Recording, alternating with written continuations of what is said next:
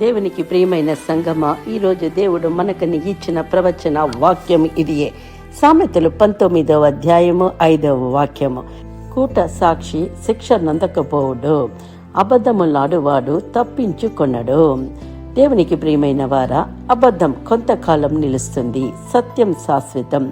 ఈ వాక్యం చాలా స్పష్టంగా మనకి ఒక హెచ్చరిక నిస్తుంది. కూట సాక్షి అంటే నిజం తెలియజేయాల్సిన చోట అబద్ధం సాక్ష్యం చెప్పేవాడు. దేవుని దృష్టిలో తీవ్ర పాపం చేస్తున్నాడు. మనుషుల ముందు కొంతకాలం అతడు తప్పించుకున్నట్లు కనిపించవచ్చు, కానీ దేవుని తీర్పు నుండి ఎవ్వరూ తప్పించుకోలేరు. ఈ లోకం చాలాసార్లు అబద్ధం వేగంగా పరిగెడుతుంది, సత్యం ఆలస్యంగా వస్తుంది, కానీ చివరికి గెలిచేది సత్యమే. అబద్ధం మనిషిని కొంతసేపు రక్షించినట్లు కనిపించవచ్చు, కానీ అదే చివరికి అతని పతనానికి కారణమవుతుంది.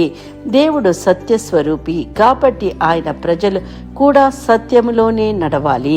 మన మాటలు, మన సాక్ష్యం, మన నిర్ణయాలు ఇవన్నీ దేవుని ముందు నిలబడతాయి. అందుకే దేవుడు చెబుతున్నాడు, అబద్ధంతో పైకి ఎక్కొద్దు, సత్యంతో నిలబడు. నాబోతు నిర్దోషి, కానీ అతని మీద అబద్ధ సాక్ష్యాలు నిలబెట్టబడ్డాయి. కూట సాక్ష్యం వల్ల అతడు మరణ శిక్ష నొందాడు. యెజబెలు అబద్ధాన్ని ఉపయోగించి దుష్ట కార్యం చేసింది, కానీ దేవుడు అది చూడకుండా ఊరుకోలేదు. అబద్ధ సాక్ష్యం కొంతకాలం గెలిచినట్లు కనిపించిన దేవుని తీర్పు తప్పదు. యోసేపు మీద అబద్ధ ఆరోపణ చేసిన పోతీఫర్ భార్య. యోసేపు పవిత్రంగా నిలిచాడు, కానీ పోతీఫర్ భార్య అబద్ధమాడి అతని తప్పుదారి పట్టించింది. దానివల్ల యోసేపు చెరసాలలో పడ్డాడు, కానీ చివరికి దేవుడు యోసేపుని గౌరవ స్థానానికి తీసుకుని వెళ్ళారు.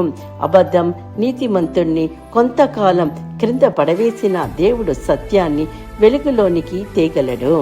గేహాజీ ప్రవక్త ఎలీషా సేవకుడు.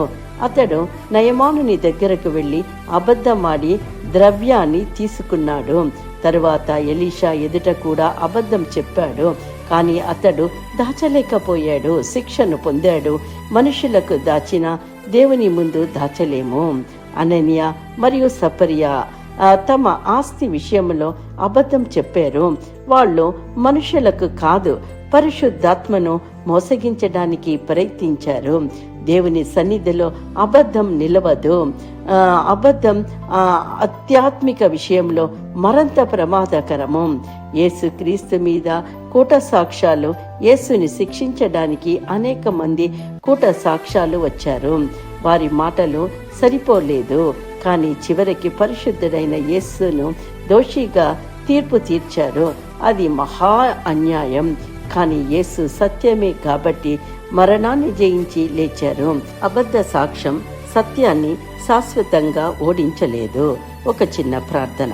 ప్రియమైన సహోదరి సహోదరుడా, ఈ వాక్యాన్ని వింటున్న మనతో దేవుడు ప్రవచనాపూర్వకంగా మాట్లాడుతున్నారు.